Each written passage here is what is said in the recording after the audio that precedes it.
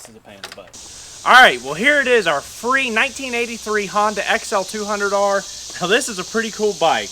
This thing got parked, I want to say 15 to 20 years ago because of firing issues, and they never really did anything with it. A few, probably 6 years ago, they had brought it to our shop, decided they wanted to go ahead and get it fixed. We kind of did some digging and stuff, told them we thought it might need a CDI or a stator, and they really didn't want to spend the money to work on it. Well, it just kind of lived there. And so I was able to get this thing, and we're going to bring this sucker back to life. We're going to figure out what's going on with it, get it running, do a full tune-up, obviously rebuild the carburetor. The tank is rusty and leaking and stuff, so we may have to replace it or be able to, we can try to fix it. But let's get this thing going. I think it'll be really fun.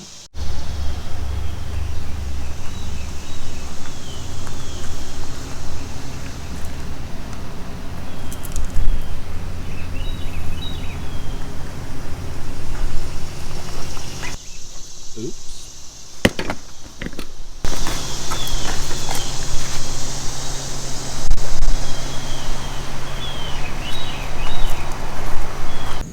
Real quick, before we get started with the bike, I want to tell you guys about a channel that I've been enjoying watching lately. My friend Hank over at Hamiltonville Farms. Super cool channel. They do a lot of fun stuff, especially if you enjoy this will it run stuff like the bike. They do a lot of the large equipment and stuff that's been sitting for a lot of years, getting that stuff going. Really cool stuff. Some other farm-oriented stuff that I think y'all would really enjoy. I'd love for y'all to go over there and check their channel out and subscribe. Hamiltonville Farms, and let them know that Budget Builds sent y'all. And I'll be sure to leave a link to his channel right here in this card. Alright, first thing I want to do is go ahead and pull the spark plug. Kind of get an idea of what we have going on here in the cylinder.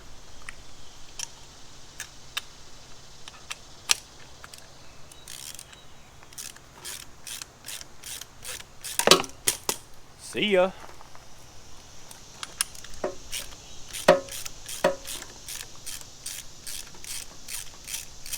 Kind of coming out there a little funny.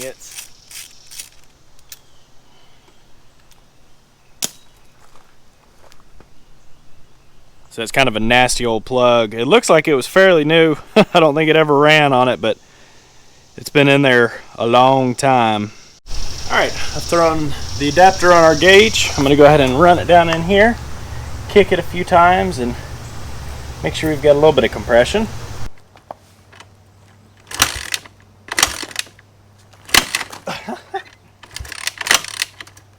Take it easy, Michael. Take it easy. Obviously have the compression release thing on there too. That's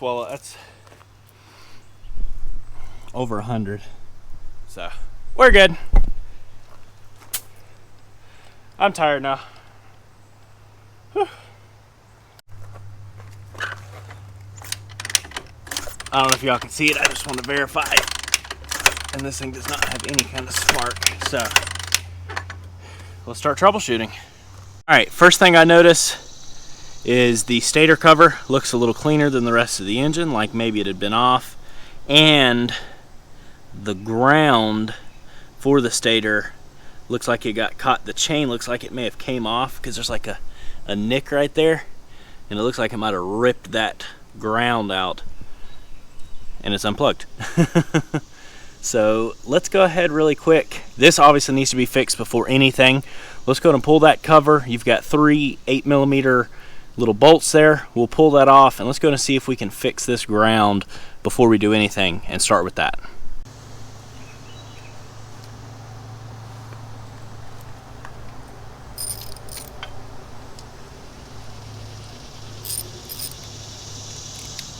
Just kidding, it's supposed to have 4, but it only has 3. No. Alright. There it is. Let's see what we can do.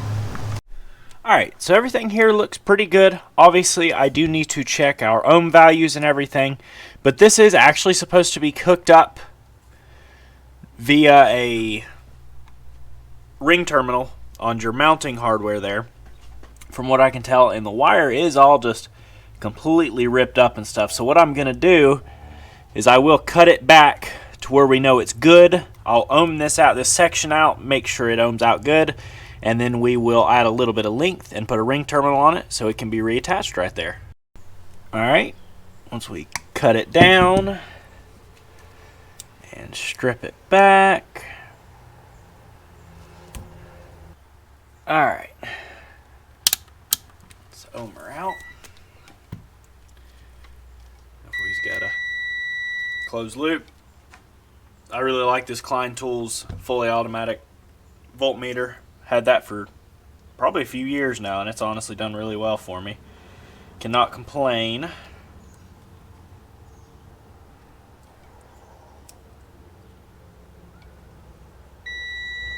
Yep, looks good. Alright, let's go ahead and get a little piece of wire on here and get a terminal on it. Alright, so there we go. Got a nice little connector. This was a ground post off of a Volkswagen of some kind that I had laying around. Got it hooked up there. Let's try this out. I don't know if this is going to work. Obviously, I want to go through and clean all the connections up on the machine. Also, I do want to go through if this doesn't work. I just figured we'd try it for the heck of it. It's pretty easy to get to. We'll go through and check all our ohm values just to kind of get an idea. But let's go ahead and try this for now and see what it does. Alright, so we've got it reinstalled, hooked back up, kicked it over, and still no fire. So what I want to do at this point is let's go ahead and check the values on our stator here.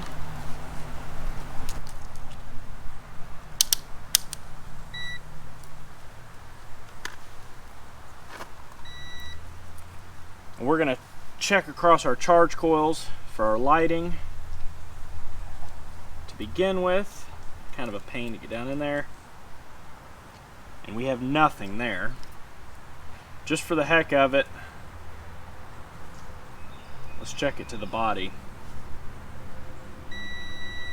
Oops. And then our fire coil. Yep. So she has a straight break or connection to ground. So we've got something bad going on in that stator, and it is no bueno. So let me pull it back off. Let's, for the heck of it, look at it, see if we can figure out what was going on with it, and then we'll probably need to find a replacement.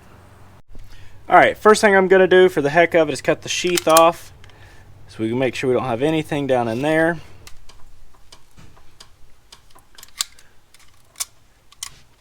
Full of mud. But everything honestly looks pretty good, which kind of, it kind of stinks because this is probably one of the better stators I've seen on one of these. But if it's shot, it's shot.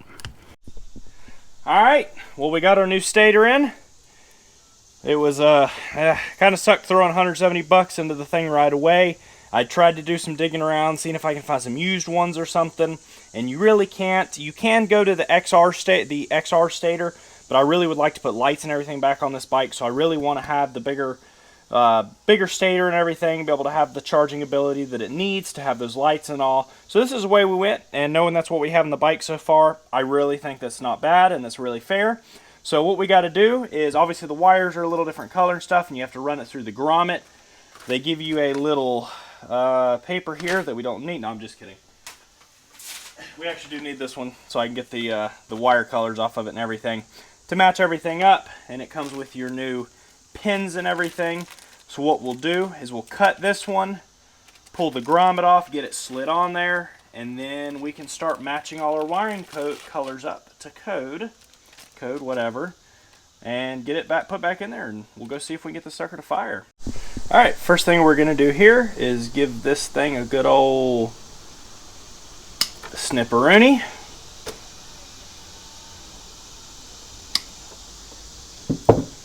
And slide, maybe.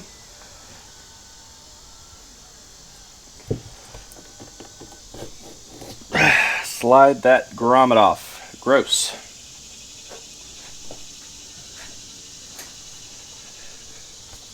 I don't know what it is about mechanics. They'll get a little bit of dirt on their hand and pull a nasty butt rag out to wipe their hand off. But hey, that's just what we do. Woo, this smells like gear doping. Alright. I'm gonna go ahead and plumb these through.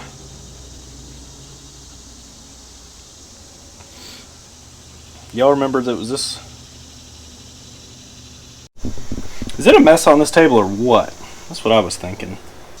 The yellow and white is now white. Ohm everything out for values on this, and nothing was grounded out or anything, so that was definitely a issue. Hopefully it was the issue, but we will find out momentarily. Alright, I got it bolted back on there, just kind of plugged up. Time to see if it's got fire. Alright, here we go.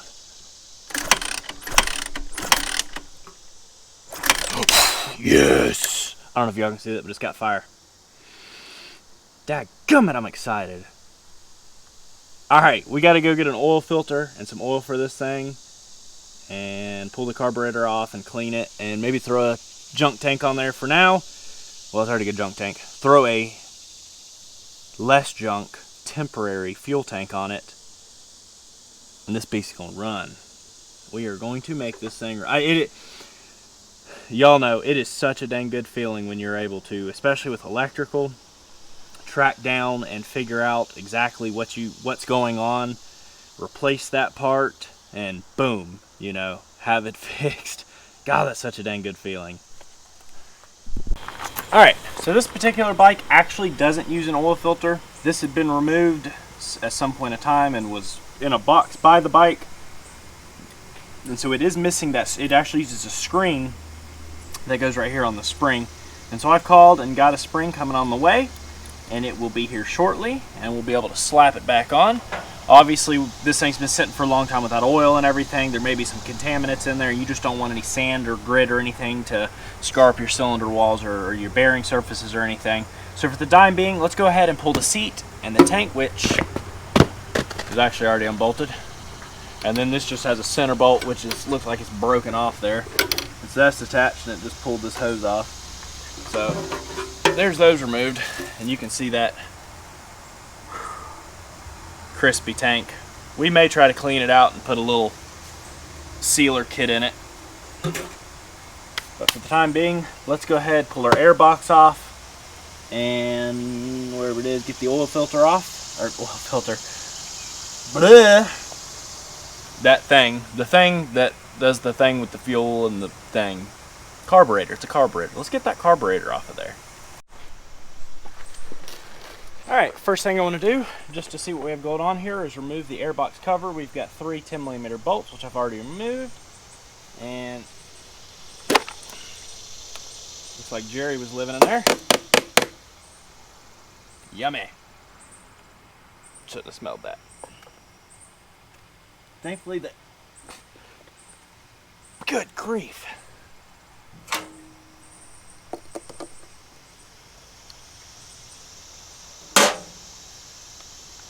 Surprisingly, air filter looks alright. He wasn't too hungry.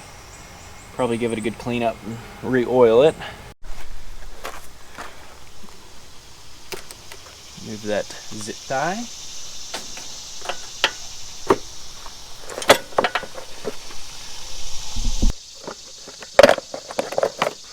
Looky there. Would you just look at that? Look at it. It's okay. Here's your throttle. Plunger there. And it's good. Yep. That's when you know they've sat for a minute or 3. Nice and stuck. Alright.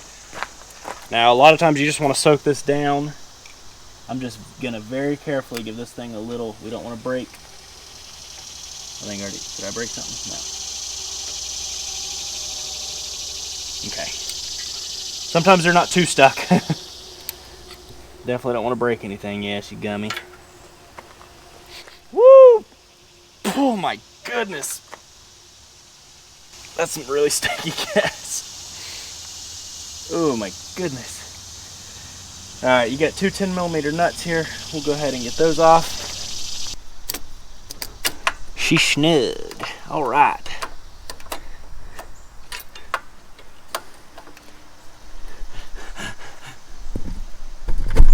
So they put it in there, and apparently they don't want you to take it out.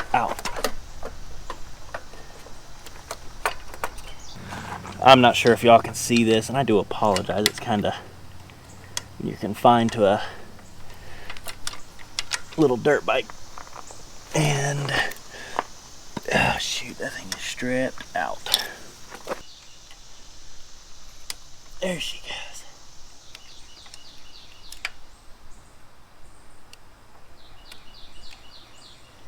All right, so you take that little Dubin hobber loose, little clamp that holds it.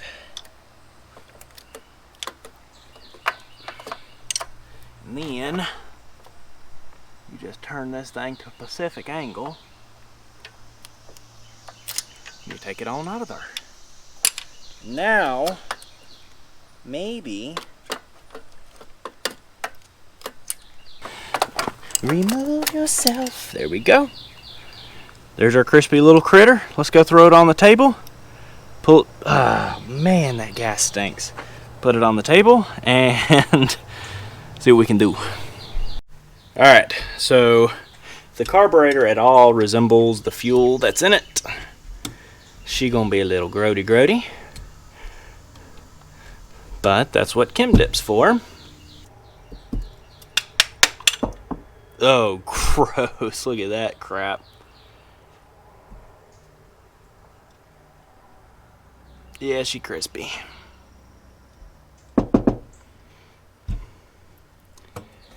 Let me start down here and let this thing soak. And I am going to throw it in here with the gasket on it. It may swell up and we may end up having to replace it, but that's not going to hurt anything because that thing is gross. Alright, as for here, that thing is stuck as can be. Alright, first thing I want to do is let's go ahead and try to tap out that guy. You want to grab it, but don't pull it too, there you go. You don't want to pull it too hard because you will bend it and then your float will kind of hang around. Alright, now I'm going to very carefully pivot it around and get it past that needle valve so we can try to get a hold of it. It is plastic, so it has just enough flex where most of the time you can get it around. There we go, without tearing it up. God, this thing stinks. I got my face right in it. Alright, so let's go ahead and pull our main jet. Then it's going to pull the whole emulsion tube out with it. Well, think about it. It looks like it's been boogered up. There she goes.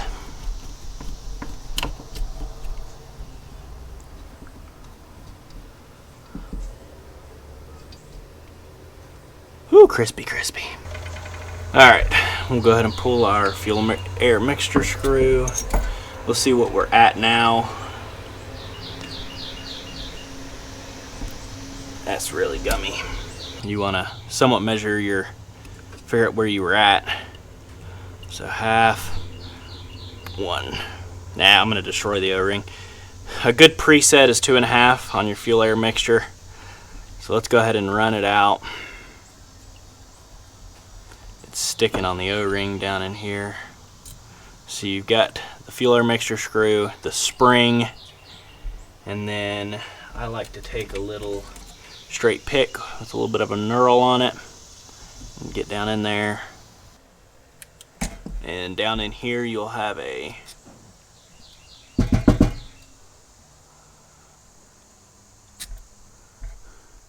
little tiny washer and an O-ring. And you always want to take that port completely. Some people leave them alone, but you really want to, and on some of your, a lot of your newer carburetors and your outboard 4-strokes and stuff, they'll actually have your flathead screw will be down on the inside and it'll have a little brass cover like a tamper plate. and that's so that you don't mess with it. But when you've got a gummed up carburetor, you really need to get into that port, because that's everything on these small engines as far as your fuel air mixture.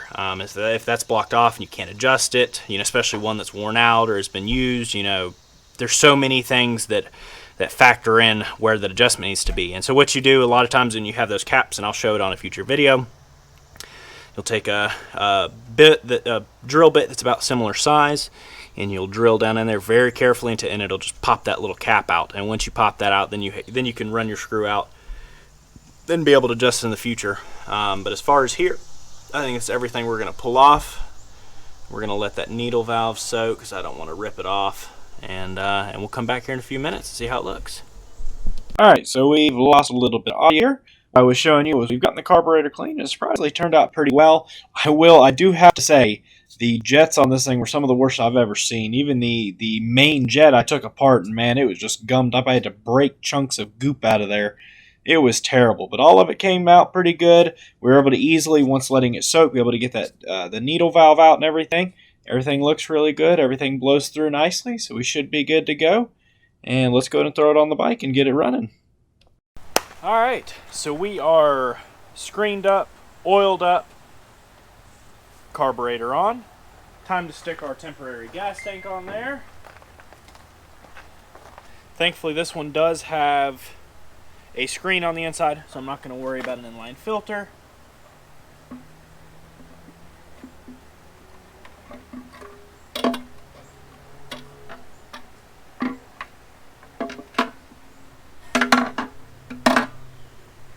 Let's throw a little strap on it, put some gas in it, kick her a few times, and I don't know, if I did my job right, it'll crank.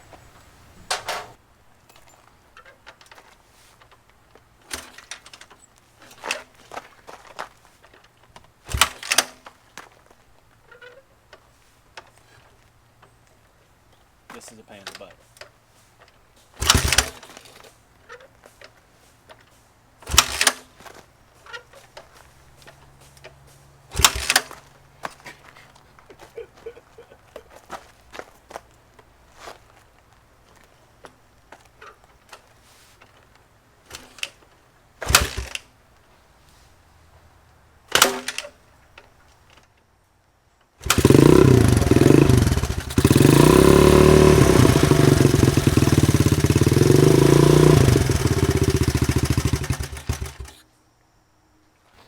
It wants it.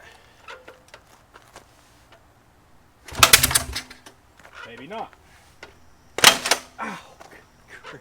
What's that? Oh yeah. Looks good, man. That'll come out nice, dude.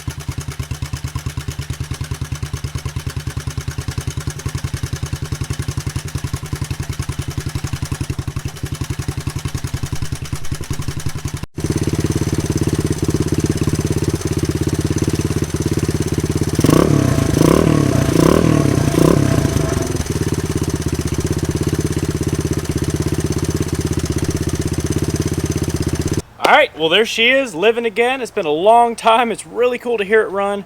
It actually sounds really good. Doesn't smoke too bad or anything. We are burning some stuff off of the engine and everything that's been there over the years, some oil and stuff. It does have some top end noise. It sounds like timing chain rattle, some slap. I'm going to run it, get it nice and warm, then we may do a valve adjustment, see if that takes care of that issue. If not, we will probably have to tear into the top end and maybe do timing chain guides and a tensioner, at least see what we have going on there. This one I'm not sure what all this one has, but we'll have to look into it because it does have a little top end noise. But it sounds really good. It sounds strong. Let's kind of wrap this thing up to a certain point where we can try and ride it. Alright. Got our fuel tank nicely on here. Our seat. I don't know if you heard it. The boss said I had to wear the helmet, which is always a good thing, especially with the amount of brain injuries I've had. We want to be safe. So let's fire it up. Take it for a quick ride. As you see, it on the air box on. We're going to stay on the road just right here locally. Well, right in front of the house. And just be careful with it and not get any dirt in it, and see how it rides.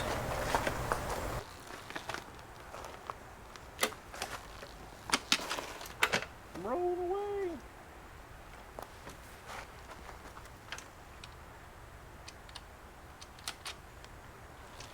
It doesn't have a front brake.